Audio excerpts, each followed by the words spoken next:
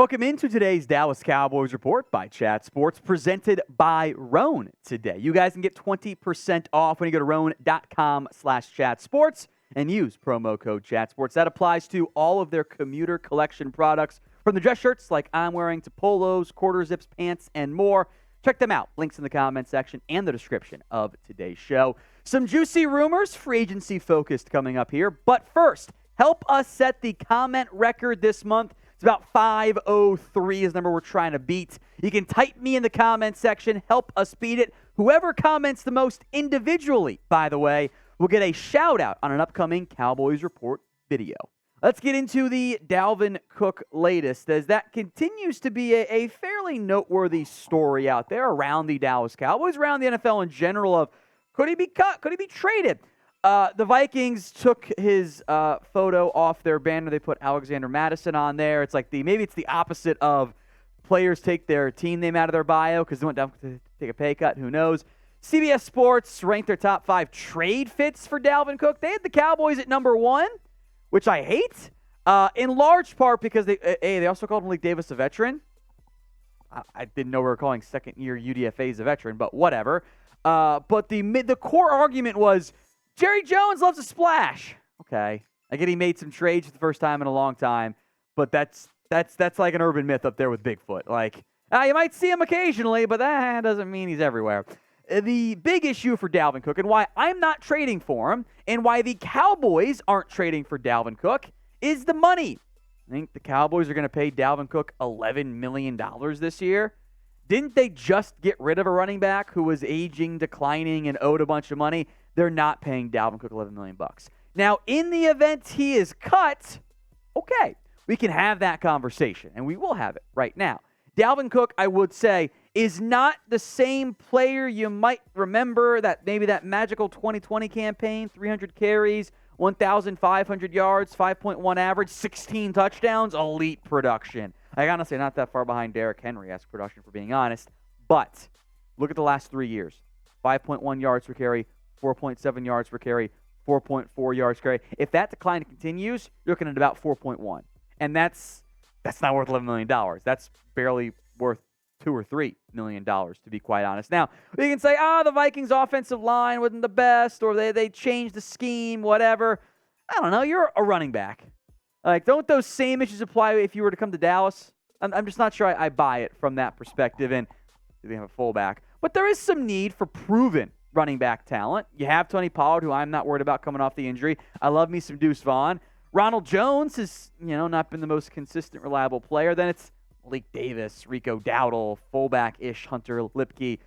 There's reasons why you might want Dalvin Cook on this team. We'll spend some more time on this in depth, but first, do you want him? Y for yes, N for no. This is the pinned comment on today's video. So if the ad break comes here on the YouTube side of things, take advantage of it. Head down there, type in your Y for yes or your N for no.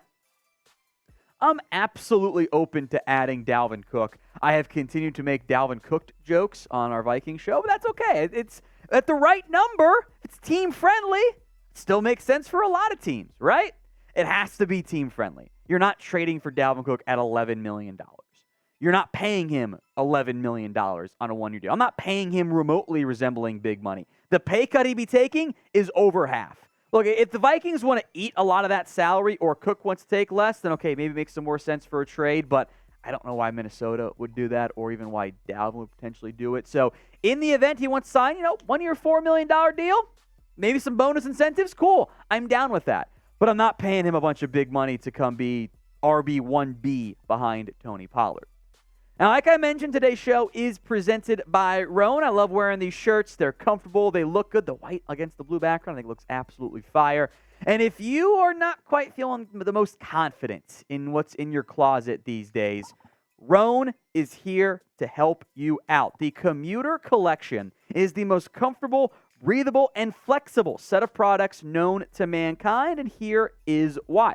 They get you ready for any occasion. They've got like the dress shirts I'm wearing right now. They got pants. I love my pants. They're super comfortable. They fit properly. They're not like the too baggy or too skinny. They just tug in and fit in all the right places. The polos are wildly underrated as well. They're fantastic too. Whatever you need to wear, whether it's work, It's at, going to the bars afterward, the golf course. I think the polos are perfect for the golf course, by the way. Roan is perfect for you. 20% off when you use promo code ChatSports at roan.com/chatsports. Gets you straight to the workday and into whatever comes next. Again, 20% off your entire order when you go to RHONE.com/chatsports and use code ChatSports. Time to find your corner office comfort. Upgrade your closet with Roan. Link and promo code are in the comments section and the description of today's show. Let's move to Deion Jones, as Sports Illustrated has linked Jones to the Dallas Cowboys. And there is some rationale behind it, right? Dan Quinn gets another former Falcon, which sometimes works, sometimes hasn't. Dante Fowler worked out pretty well, relatively speaking. Technically hasn't done much of anything at this point. I would say that Deion Jones is back nine, might be a little bit generous of his career. The tackle numbers, which are not a great way to evaluate a football player, especially a linebacker at this stage of our NFL knowledge. Like, where are the tackles coming? Are they coming downfield or are they coming to the line of scrimmage? If they're coming to the line of scrimmage, great. They're coming because you're getting beaten coverage, like kind of was 2021. It's not the best. The Browns got him. They redid his deal. He was okay, but no one's shown real interest. And I think there is a scenario in which Dallas might want to get some help at linebacker. Leighton Vander Esch, Damone Clark, DeMarvion Overshown, Jabril Cox, Devin Harper. I think they like Isaiah Land a good amount too, by the way. I think Dan Quinn's high on him. Malik Jefferson. If everyone's healthy, if everyone steps up, well, then you don't need a linebacker. What if that doesn't happen? Well, we'll break that down in a moment. But if you want free and daily Dallas Cowboys YouTube videos, you've come to the right spot. Hit that sub button, all for free, right here on the Cowboys Report. I think this scenario that I just described is the can't vet category. This is probably not a player, now that we're, a month or a half month out from the NFL draft, that's going to sign in the immediate future. I think Deion Jones falls into what I call that veteran camp category of let's see how the young guys play. Let's see how Leighton Vander Esch stays healthy. Let's see how Damone Clark looks having an offseason dedicated to learning and growing as opposed to rehab. Same with Jabril Cox. Let's see how Devin Harper looks in year two. How DeMarvion Overshown picks up the playbook and impacts his team early on. And if the young guys struggle, if you are concerned about where you sit then in that room, then someone like Deion Jones makes a lot of sense as a pick up the phone, call him, see if he wants to come down. And the Cowboys have done that 3 years in a row.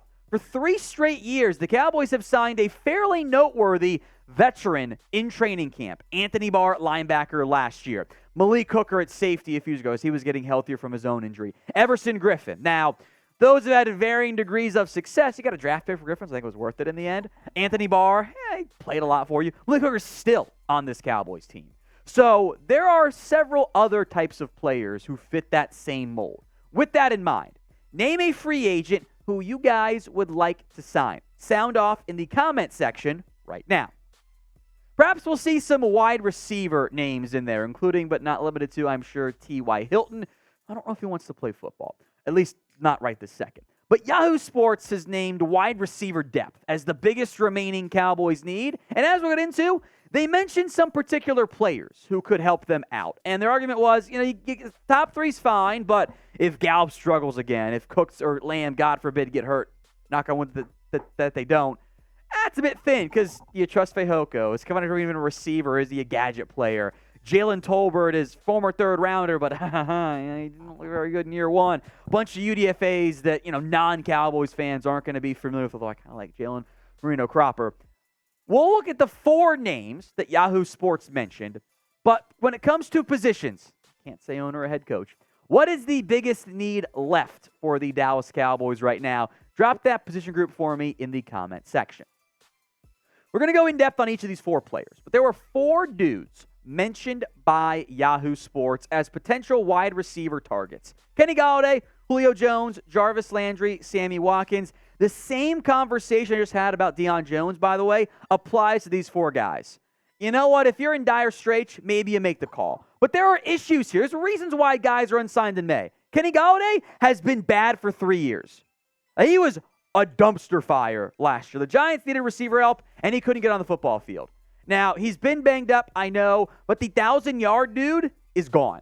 He ain't coming back. Now, if you get 500 yards for 1 year, $2 million, maybe that could start to make some sense. But Kenny Golladay is simply not the same caliber of player that he was. That's not what he is at anymore in his career. I frankly have limited interest in adding him.